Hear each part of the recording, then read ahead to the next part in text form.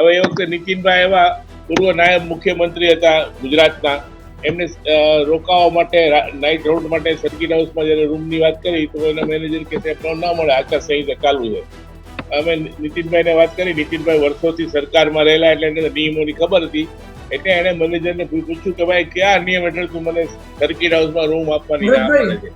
જાતિ જાતિના આધારે ઉમેદવારો પસંદ થયા તો લોકો છૂટે, તો સરવાળે આપણે જોયું છે કે આ દેશને જે શું નુકસાન થઈ રહ્યું છે. પણ મેં મારા નામની વાત જ નથી કરી, મેં અન્ય ઉમેદવારોની ભલામણ કરેલી, મેં મારી નામની કોઈ વાત નથી કરી. મને તમે ટિકિટ આપો, કેમ કે હું આ પરિસ્થિતિ જાણતો હતો કે અમરેલીના જ્ઞાતિના સમીકરણો પ્રમાણે પાર્ટી મને ટિકિટ આપવા તૈયાર નહીં થાય અને હિંમત બી નહીં કરે. ક્લસ્ટર પ્રભારી હતા એટલે એમણે આ બધું વિવાદ હતો એટલે બધાને બોલાવીને સાંભળેલા, અને ત્યારે એવી રજૂઆતો થઈ કે ભાઈ બીજા ઉમેદવારને ટિકિટ આપવાની ભલામણ બધા લોકોએ કરી હતી, એવા મેં આપ્યું હોત તો વધુ સારું થાત. મતદારોને લાંચ આપવાથી મળીને ધમકાવવા, ભય ઉભો કરવો, આવી કોઈ પ્રવૃત્તિથી પોતાનો પ્રચાર નહીં કરે. હવે આ બધું તો આપણી વચ્ચે જાહેરમાં થઈ રહ્યું છે, એની કોઈ ચૂંટણી પંચ એનું કોઈ લક્ષમાં પણ લેતો નથી. ચૂંટણી પંચ એક અર્થમાં વિશ્વમાં જે યુનોનું જે રીતે કઈ કામગીરી નથી, ખાલી અપીલો કરે છે, એ જ પ્રકારે ચૂંટણી પંચ પણ મોટે ભાગે આવા બધા કિસ્સાઓમાં આ બધી ગેરરીતિઓ અટકાવવામાં અત્યાર સુધી નિષ્ફળ પુરવાર થયું છે.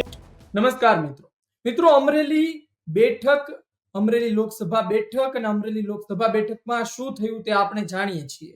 ચૂંટણી પૂરી થઈ ગઈ. ભારતીય જનતા પાર્ટીના ઉમેદવાર ભરત સુતરિયા જીતી ગયા, પરંતુ ડોક્ટર ભરત કાનાબાર, જી હા, આ નામથી તમે પરિચિત હશો, અને આ નામ ફરી એક વખત સામે આવ્યું છે. ટ્વીટ કર્યું છે, અધિકારીઓને લઈને ટ્વીટ કર્યું છે, અને મુખ્ય વાત એ છે કે આચાર સંહિતાને લઈને તેમણે સવાલો કર્યા છે. ડોક્ટર ભરત કાનાબાર અત્યારે આપણી સાથે છે, તેમની સાથે કેટલી વાતો કરવાનો પ્રયત્ન કરીશું. અવાજ આવી રહ્યો છે મારો, ભરતભાઈ? હા, આવી રહ્યો છે, આવી રહ્યો છે. ડોક્ટર સાહેબ, આપનું સ્વાગત છે ગુજરાત તકમાં. Thank you, thank you. Bharatbhai, આપનું ટ્વીટ જોયું આજે સવારે, અને એ ટ્વીટ જોયા બાદ કેટલા સવાલો ઉભા થયા. પહેલા તો મારે એ જાણવું છે કે આપે આ ટ્વીટ શું કામ કર્યું અને શા માટે કરવું પડે, એવી તો શું સ્થિતિ ઉદ્ભવી?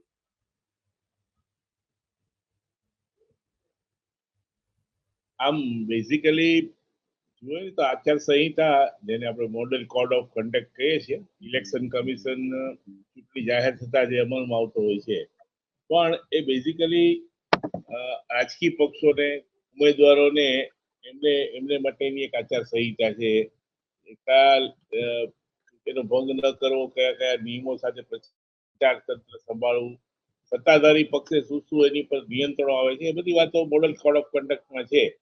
મૂળ એનો હાર્દ એ છે કે ચૂંટણી દરમિયાન સરકારી મશીનરીનો સત્તાધારી પક્ષ ઉપયોગ ન કરે, અને એના જે બેઝિક મુદ્દાઓ છે કે કોઈ પાર્ટી કે કોઈ કેન્ડિડેટે એવો પ્રચાર નહીં કરવાનો જેને કારણે જ્ઞાતિ જાતિના ભેદભાવ વધે, ભાષાવાદને કારણે ભેદભાવો વધે, પ્રાંતવાદ વધે, અથવા તો ધાર્મિક અસહિષ્ણુતા ઉભી થાય. એ સિવાય ઉમેદવારો કોઈ કરપ્ટ પ્રેક્ટિસીસનો સહારો નહીં લેવો જોઈએ. આ બધી વાતો મોડેલ કોડ ઓફ કન્ડક્ટમાં છે. મેં કીધું એમ, મોડેલ કોડ ઓફ કન્ડક્ટનો મુખ્ય આધાર એ ઉમેદવારો અને રાજકીય પક્ષો માટેનું એક પ્રકારનું નિયમન, જેને આપણે કહી શકાય, એ છે.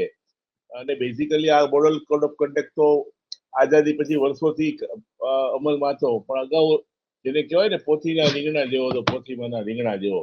પણ 90 અને 96 દરમિયાન જયારે ટીએન શેષાન જયારે ચૂંટણી કમિશનર બન્યા, ત્યારે એને આ વાતને ગંભીરતાથી લીધી એટલું નહીં, પણ બીજા રાજકીય પક્ષોને પણ આ મોડેલ કોડ ઓફ કન્ડક્ટ પ્રમાણે પ્રચાર કરવાની એની પર બધા નિયમો રહ્યા. એ અગાઉ તો આપણે જાણીએ છીએ કઈ રીતે ચૂંટણીઓ લડાતી, ચૂંટણીઓમાં કઈ રીતે ગેરરીતિઓ થતી. આ બધી ગંદકી સાફ કરવાનું જો કોઈને શ્રેય જતું હોય, આજે ચૂંટણીઓ મોટા ભાગની જે મુક્ત અને ન્યાયી વાતાવરણમાં થઈ રહી છે, એનો જો સૌથી મોટો શ્રેય હોય તો ટીએન શેષાનને થાય છે. આપણે કહી શકીએ કે ભારતમાં ચૂંટણીઓનું પ્રી સેશન એરા અને પોસ્ટ સેશન એરાની કમ્પેરિઝન કરીએ ને તો લાગે છે કે સૌથી મોટું એમનું એક કન્ટ્રીબ્યુશન છે. હું તો વ્યક્તિગત રીતે માનું કે ભારત રત્ન માટે એક આઈડિયલ માણસ ભલે મરણોત્તર આપીએ, પણ એવો એક વ્યક્તિત્વ કે જેને આખી ચૂંટણી પ્રક્રિયાની અંદરની ગેરરીતિઓને દૂર કરી, ગંદકીને દૂર કરી, બૂથ કેપ્ચરિંગ ને એવી ઘણી બધી કરપ્ટ પ્રેક્ટિસો જે ખુલ્લે આમ થતી હતી, એના ઉપર સારું એવું નિયંત્રણ આ ટીએન શેષાન લાદી શીખ્યા, પણ મૂળ વાત એ છે કે આચાર સંહિતા એ ઉમેદવારો માટે છે, રાજકીય પક્ષો માટે છે. હવે એનો અર્થ એવો થાય છે કે જાણે આપણે સરકારના વહીવટી તંત્રને તાળા મારી દેવા, સરકાર આખી પેરેલાઇઝ થઈ જાય, વહીવટી તંત્ર પેરેલાઇઝ થાય, તમારા લોકોના વ્યાજબી કામો હોય ને સરકાર અધિકારીઓ પાસે જાય તો કે ભાઈ અત્યારે આચાર સંહિતા ચાલે છે. આચાર સંહિતા ક્યાંય એવું લખ્યું નથી કે રોજબરોજના વહીવટી નિર્ણયો લેવાના હોય. ભરતભાઈ, શું અત્યારના Yes. અત્યારના આપે આ ટ્વીટ કર્યું, Yes, આપે એવું પણ લખ્યું કે મરઘીના ઈંડા પર બેસી રહે તેમ કર્મચારીઓ ફાઇલો પર બેસી રહે, એટલે કે કોઈ કામ આપનું પણ અટક્યું છે કે ત્યાં પણ કર્મચારી રાજ ચાલે છે?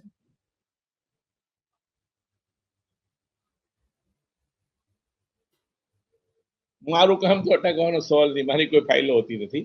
આ જનરલ જે બધી જગ્યાએ સરકારી કચેરીઓમાં ચાલી રહ્યું છે, જે લોકોનો અનુભવ જે અમારી સાથે શેર થતો હોય છે, જે લોકોને સરકારી તંત્ર સાથે કામ પડે છે, વહીવટી તંત્ર, અને આ કોઈ એક રાજ્ય પૂરતું મર્યાદિત નથી, આ સમગ્ર દેશમાં આ પ્રકારની એક પ્રકારની જેને કહેવાય ને કે પેરેલિસિસ તંત્રને લાગુ પડે છે. અને સામાન્ય કામોમાં પણ અધિકારીઓ બાનું બતાવી છે કે ભાઈ અત્યારે આચાર સંહિતા ચાલે છે.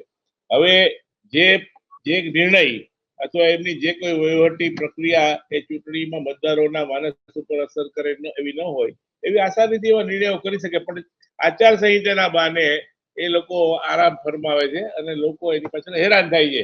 મૂળ વાત એ હતી કે આચાર સંહિતા હતી ઉમેદવારોને પોલિટિકલ પાર્ટીઓ માટે, પણ એનો વહીવટી તંત્ર એ રીતે એનો અર્થઘટન કરે છે કે સાવ મામૂલી વાતો છે એમાં પણ નિર્ણય થતો નથી. હું એક દાખલો આપું તમને ખાલી, કે કોઈ વ્યવહારિક નિર્ણય કરવાનો આવે જેમાં નિયમાનુસાર થઈ શકે એવો નિર્ણય હોય તો કે આચાર સંહિતા છે હમણાં અમે નિર્ણય નહીં કરીએ. એવી બધી ઘણી બધી વાહિયાત વાતો ચાલે છે. રિસેન્ટલી અમારે ત્યાં એક નીતિનભાઈ એક પ્રાઇવેટ ફંક્શનમાં આવેલા, જેને સરકારી કાર્યક્રમ ન થઈ શકાય એવા કાર્યક્રમમાં, તો એ વખતે પણ ચૂંટણી પણ પૂરી થઈ ગઈ હતી, બીજે ચાલતી હતી. આનો બધો આચાર સંહિતાનો પણ એવો વિકૃત અર્થઘટન કરવામાં આવે છે કે ચૂંટણી પૂરી થાય આપણા રાજ્યમાં, દેશમાં હાલતી હોય તો અહીં આચાર સંહિતા ચાલુ. હવે એ વખતે નીતિનભાઈ એવા પૂર્વ નાયબ મુખ્યમંત્રી હતા ગુજરાતના, એમને રોકાવા માટે નાઇટ રાઉન્ડ માટે સર્કિટ હાઉસમાં જયારે રૂમની વાત કરી તો એના મેનેજર કે સાહેબ ના મળે, આચાર સંહિતા ચાલુ છે. અમે નીતિનભાઈને વાત કરી, નીતિનભાઈ વર્ષોથી સરકારમાં રહેલા એટલે એને નિયમોની ખબર હતી, એટલે એને મેનેજરને પૂછ્યું કે ભાઈ કયા નિયમ હેઠળ તું મને સર્કિટ હાઉસમાં રૂમ આપવાની ના પાડે છે? ભરતભાઈ, ફરી એક વખત પ્રચાર કરવા માટે નથી આવતો, તમે સરકારી મસ્જિદમાં ચૂંટણીના પૂછવા માંગીશ ભરતભાઈ, ફરી એક વખત પૂછવા માંગીશ, આપે જે કહ્યું કે નીતિનભાઈને પણ રૂમ નહોતો મળ્યો આચાર સંહિતાના કારણે અને આ વહીવટી રાજના, આપ આ જે વાત કહી રહ્યા છો આપ પૂરી ગંભીરતાથી કહી રહ્યા છો કે આ વાત ખરેખર લોકો સુધી પહોંચી રહી છે એટલા માટે? નહીં, એટલે મારું કહેવાનું મત છે કે આચાર સંહિતાનો વાંચ્યા વિના, એને જાણ્યા વિના એનું મનસ્વી અર્થઘટન કરવામાં આવે છે, અને જાણે આખી આપણે વહીવટી તંત્રને તાળું મારી દેવો ને એ પ્રકારે વહીવટી તંત્ર બિહેવ કરે છે. મૂળ વાત આચાર સંહિતામાં પોલિટિકલ પાર્ટીઓ પર કંટ્રોલ કરવાનો હતો, એ પાછો થતો નથી. એ પણ મેં લખ્યું છે, એ પણ મેં લખ્યું છે કે આચાર સંહિતાના ભંગ બદલ કોઈને સજા થઈ હોય એવો કે આજે આપણે દાખલો વાંચ્યો નથી. ખાલી ચૂંટણી કમિશન એને ચેતવણી આપીને જવા દે છે. એવા ઘણા બધા મોડલ કોડ ઓફ કન્ડક્ટના જે મુખ્ય આધારશિલાઓ છે કે તમે પ્રચારમાં કોઈ કોમ્યુનિટીની, રિલિજનની વાત ન કરો. એ વાત વધુ જણાવશો આપ જે વાત કહેતા હતા? હેલો, યસ સમજો નહીં હું તમારી વાત. હા ભરતભાઈ, આપ જે નીતિનભાઈ વાળી વાત કહેતા હતા, અવાજ આવી રહ્યો છે મારું? હું એમ કહું છું કે એ વાત અધૂરી રહી ગઈ. હું તમને પૂછી રહ્યો હતો કે આપ પૂરી ગંભીરતાથી કહી રહ્યા છો, એ વાત ત્યાં અધૂરી રહી ગઈ, એ વાત પૂરી કરશો? હા, એટલે મારું કહેવાનું હતું કે એ વખતે સર્કિટ હાઉસના મેનેજરને ખબર નહોતી, એને ઉપર પૂછાયું તો એને પણ કીધું કે આપણે રૂમ ના આપી શકીએ. હવે કઈ ચૂંટણીના કામે આવતા નહોતા. આચાર સંહિતામાં મોડલ કોડ ઓફ કન્ડક્ટમાં તમે સરકારી મશીનરી, સરકારી ગેસ્ટ હાઉસ જેમને મળતા હોય સર્કિટ હાઉસ વાપરી શકે, સિવાય કે એ વ્યવસ્થાનો ઉપયોગ એ પોતાના ચૂંટણીના પ્રચાર તંત્રમાં ન કરી શકે. આ વાત બહુ સિમ્પલ છે, પણ મેં કીધું એમ આચાર સંહિતાનું અર્થઘટન ખોટું થાય છે.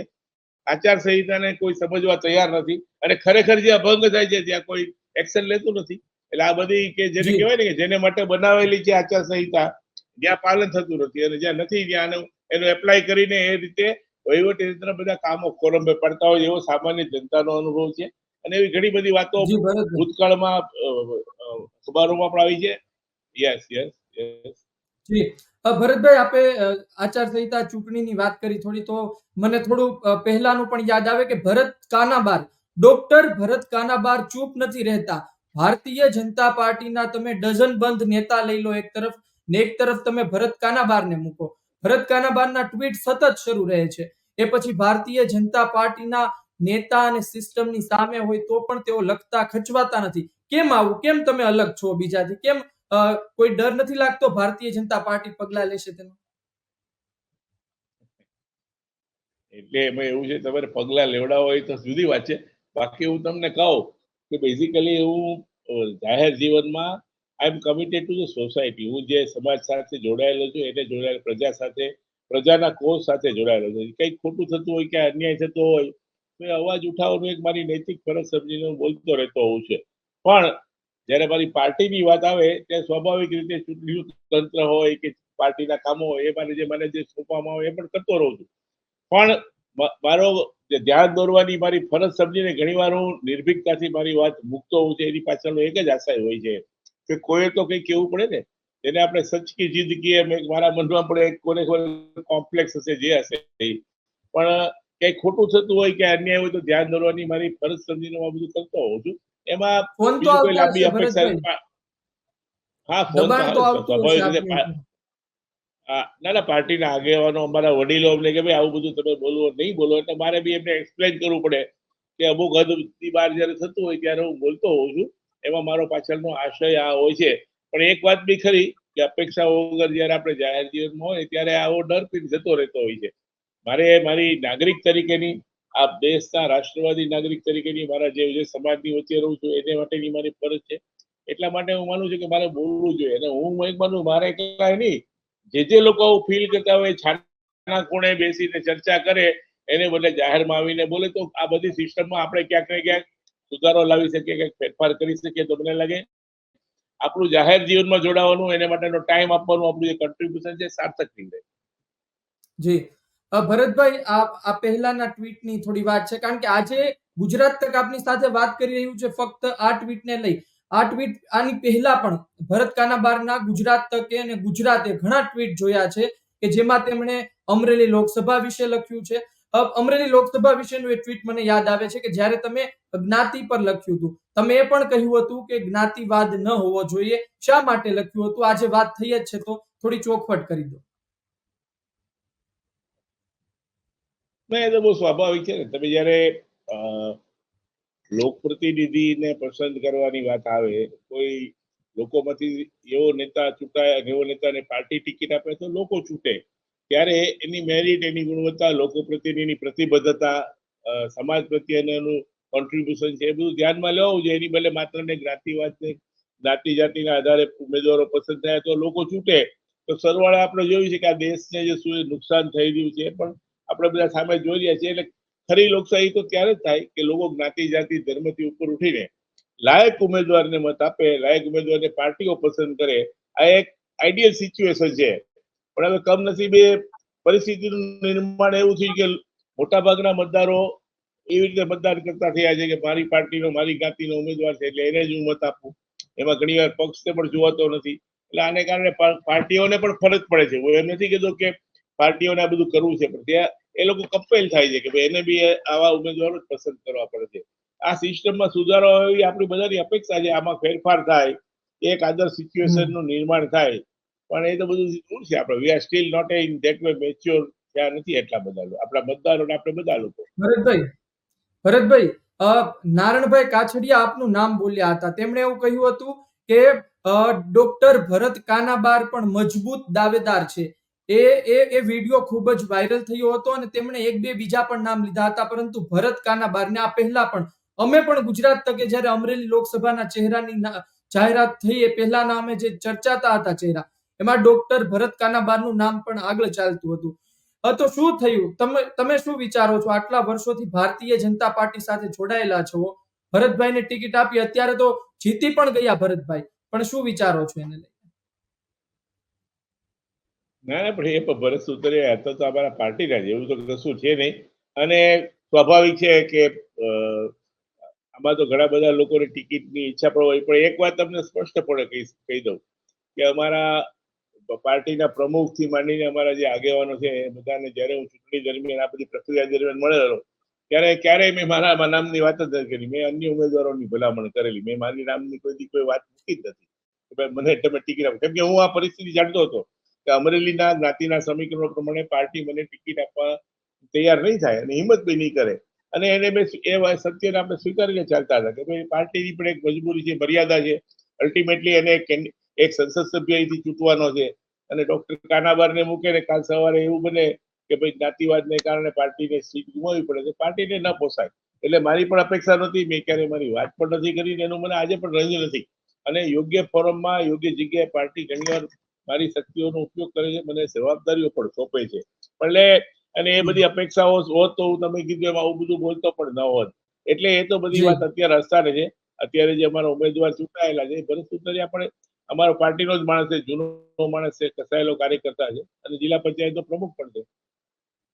ભરતભાઈ, આપનું નામ વડાપ્રધાન સાથે જોડવામાં આવે છે. કહેવામાં આવે છે જે પ્રમાણે સમાચાર ફરી રહ્યા છે કે ભરતભાઈ વડાપ્રધાન મોદી સુધી નહીં પોતે ઓળખાણ ધરાવે છે અને સંદેશા ત્યાં સુધી અમરેલીના મોકલતા રહે છે. વચ્ચે એક પ્રકરણ બન્યું હતું અમરેલીમાં. કૌશિકભાઈ વેકરિયા અને નારણભાઈ કાછડિયાના સમર્થકો વચ્ચે અથડામણથી તેવા સમાચાર સામે આવ્યા હતા. પરંતુ ભૂપેન્દ્રસિંહ ચુડાસમા જ્યારે અમરેલી આવ્યા ત્યારે ભરત કાનાબાર પણ હાજર હતા. ભરતભાઈની વાત થઈ હતી ભૂપેન્દ્રસિંહ સાથે, કારણ કે આ ડખો એ હદ સુધી વધી ગયો હતો કે કદાચ ટિકિટ ખેંચવાની પણ ચર્ચાઓ અંદર ખાને ચાલતી હતી. એ સમયે ભરતભાઈએ શું વાત કરી હતી? શું કદાચ સલાહ સૂચન પણ આપ્યું હોઈ શકે? ને એટલે એ વખતે ભૂપેન્દ્રસિંહ અમારા ક્લસ્ટર પ્રભારી હતા, એટલે એમણે આ બધું વિવાદ હતો એટલે બધાને બોલાવીને સાંભળેલા. અને ત્યારે એ બધી રજૂઆતો થઈ કે ભાઈ બીજા ઉમેદવારને ટિકિટ આપવાની ભલામણ બધા લોકોએ કરી હતી, એવા એમને આપ્યું હોત તો વધુ સારું થાત. એ વખતે બધાને મત, ઘણા બધા લોકોનો મત એવો હતો કે ભરતભાઈ સુતરિયા કરતા અન્ય ઉમેદવાર, એ તો સ્વાભાવિક છે, દરેક રાજકીય પાર્ટીમાં આ પ્રકારની ખેંચાખેંચી ઉસાતુસી તો હોય જ છે. એટલે એ વખતની વાત થયેલી, પણ ત્યારે પાર્ટીની પણ પરિસ્થિતિ એવી હતી, બે ઉમેદવાર ઓલરેડી પાર્ટી બદલી ચૂકી હતી અને એક જગ્યાએ વધારે બદલે તો વધારે વિવાદો થાય. એ વખતે રાજકોટનો પણ ઇસ્યુ સળગતો હતો. એટલે સ્વાભાવિક રીતે ભૂપેન્દ્રસિંહ બાપુએ બધાને કીધું કે ભાઈ હવે જે બન્યું છે એ થઈ ગયું છે, એટલે આપણે બધા લોકો કામે લાગી જાવ. સી.આર. પાટીલ સાહેબે પણ બીજા દિવસે બધાને ફોન કરીને આવી શિખામણ આપેલી. એટલે સ્વાભાવિક રીતે અમારા પક્ષના પ્રમુખ નેતાઓએ અમારા આદરણીય ભૂપેન્દ્રસિંહ બાપુ રૂબરૂ આવીને મેસેજ આપી ગયા હોય. પછી એ મને લાગે છે એ વિવાદ લગભગ ઓલમોસ્ટ પૂરો થઈ ગયો અને એને કારણે જ આજે ભરતભાઈ ખૂબ જ સારી બહુમતીથી અમરેલીમાં જીતી શક્યા. આપની દિલ્હી દરબારમાં વાત તો થઈ હશે, કારણ કે કહેવાય છે કે આપ સીધા સંપર્કમાં છો.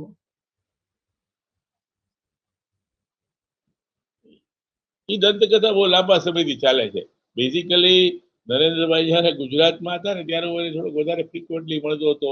ઘણી જગ્યાએ જાહેર મિટિંગો મારું નામ લેતા હતા. અહીંયા ગુજરાત આવ્યા આ વખતે ચૂંટણીઓ પહેલા બી લીધેલું, એટલે લોકોને એમ કેવું રોજ સાહેબ ફોન પર વાત કરું. સાહેબને પણ હવે સમયનો અવકાશ નથી હોતો.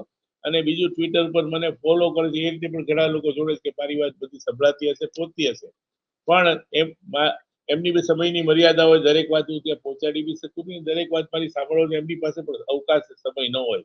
પણ એક વાત ખરી કે નરેન્દ્રભાઈ હંમેશા એમના કાન ખુલ્લા રાખે છે, આંખો ખુલ્લી રાખે છે અને નીચેથી આવતા ફીડબેકનો વ્યવસ્થિત રીતે એ જોતા રહેતા હોય છે, અભ્યાસ કરતા રહેતા હોય છે. એના આધારે એમના આગામી રાજકીય બધી એમની સ્ટ્રેટેજી ઘડાતી હોય છે કે એ રીતે બહુ કહેવાય એલર્ટ પોલિટિકલ લીડર છે. અને એ જ એમની અને એમને લીધે પાર્ટીની સફળતાનું મોટું કારણ આ પણ છે. જી ભરતભાઈ, મારે એક વસ્તુ જાણવી છે. આપ તો આટલા જૂના અને પીઢ નેતા છો, તો અમરેલીમાં ફક્ત ભારતીય જનતા પાર્ટીની, કોંગ્રેસમાં પણ જે જૂથવાદ ચાલી રહ્યો છે, તમને લાગે છે કે નિરાકરણ આવી શકે? તેનું કોઈ સોલ્યુશન આપની પાસે ખરું કે ભાઈ આ વસ્તુ કરવાથી? કારણ કે છેલ્લા 2022 પછી તો ખૂબ જ વધી રહ્યો છે. ભારતીય જનતા પાર્ટીમાં તો ઉડીને આંખે વળગે છે. એટલે આમાં બેઝિકલી એવું છે કે આ મેં કીધું પોલિટિકલ ફિલ્ડ છે, જાહેર જીવન છે, એ કોમ્પિટિશનનું ફિલ્ડ છે. દરેક વ્યક્તિ એક મહત્વાકાંક્ષા લઈને આવે છે. દરેક વ્યક્તિ માને છે કે પર્ટિક્યુલર પોઝિશન માટે હું સક્ષમ છું, એટલે સ્વાભાવિક રીતે હુંસાતુસી ચર્ચા રહેવાની છે. અને એને કારણે એકબીજા માટે ગમો જૂથવા જે શબ્દ તમે વાપરો છો એ રહેવાનો છે. આ વારંવાર હું કહેતો હોઉં છું મારા જાહેર પેલામાં કે આ સ્વાધ્યાય પરિવાર નથી કે બીએપીએસ સંસ્થા નથી કે અહીંયા જાજા લોકો આવે તો વધારે ખુશ થાય. અને સ્વાભાવિક રીતે આવી ચર્ચાને કારણે થોડી જૂથબંધી, જેને આપણે મીડિયા કહેતું હોય છે, દરેક જગ્યાએ ઉપલબ્ધ છે. અને એ તો હ્યુમન નેચર છે, કોમ્પિટિશનનો નેચર છે. મારી પણ એક મહત્વાકાંક્ષા હોય, બાજુવાળાની પણ મહત્વાકાંક્ષા હોય, એટલે એનો ક્યારે અંત આવે એવું તો કોઈ શક્ય નથી. એવી આદર્શ પરિસ્થિતિ પાર્ટીમાં ડેવલપ કરવી અઘરી છે. પણ એક ખરું, ભારતીય જનતા પાર્ટીની જે સિસ્ટમો ઊભી થયેલી છે એમાં ઉપર પણ વાતો સાંભળવામાં આવે છે. જ્યારે જ્યારે આવા ઇસ્યુ ઉભા થાય ત્યારે ઉપરના આગેવાનો વડીલો બેસીને અલગ અલગ માન્યતા અથવા અલગ અલગ જૂથો, તમે જે શબ્દ વાપરો છો એને બેસાડીને એકબીજા સાથે મેળ કરાવે છે. અને એને કારણે તમે જોજો ચૂંટણીમાં દરમિયાન ઉમેદવારીમાં ઉસાતુસીથી હોય, માંગણીઓ ઘણા બધા લોકોએ કરી હોય, વિરોધ બી થયો હોય, પણ અંતે જયારે ચૂંટણી શરૂ થાય છે ત્યારે મોટા ભાગના 95% કાર્યકર્તાઓ અને આગેવાનો પ્રવાહમાં રહીને પાર્ટીનું કામ કરતા હોય છે. ભરતભાઈ, એક વાત સાચી કહેજો, દિલથી કહેજો એ વાત કે 2022 પછી અમરેલીમાં વધ્યું છે, કારણ કે અમરેલીને છેલ્લા ઘણા સમયથી જોતા આવીએ છીએ. પહેલા અમરેલી આવું નહોતું.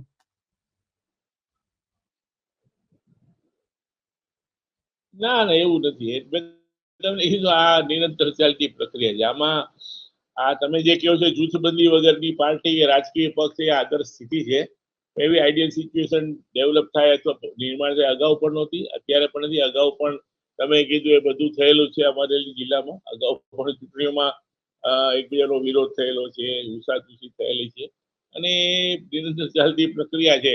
પણ પાર્ટી સાથેનું કમિટમેન્ટ, પાર્ટી સાથેની વફાદારી, એમાં ભારતીય જનતા પાર્ટીમાં ઘડાયેલો કાર્યકર્તા છે એ હંમેશા પાર્ટીની સાથેના પ્રવાહની સાથે છેલ્લે રહેતો હોય છે. અને એ જ પાર્ટી, અમારી ભારતીય જનતા પાર્ટીને છેલ્લા કેટલાક વર્ષોમાં જે સફળતા મળી છે એની પાછળનું રહસ્ય પણ આ જ છે. એટલે અગાઉ નહોતું ને અત્યારે એવું કશું નથી. અગાઉ પણ આવા બધા જૂથો હતા ને જૂથો, એટલે તમે જૂથો શબ્દો વાપરો છો. મારી વાત છે કે મને ફલા એક માણસની માટે ઈચ્છા હોય, બીજાને બીજા માટેની ઈચ્છા હોય, આવું બધું છે, બધું ચાલતું હોય છે. અને કઈ અંત આવે એવું છે નહીં ક્યાંય. જી ભરતભાઈ, એક વાત એ પણ છે કે છેલ્લા ઘણા સમયથી તમારી ચર્ચા તો ચાલી રહી છે. ચાલો 2024માં પણ એ ચર્ચા રહી ગઈ, પરંતુ આવનારા 5 વર્ષમાં ભરત કાનાબાર પોતાને ક્યાં જોવે છે ભારતીય જનતા પાર્ટીમાં?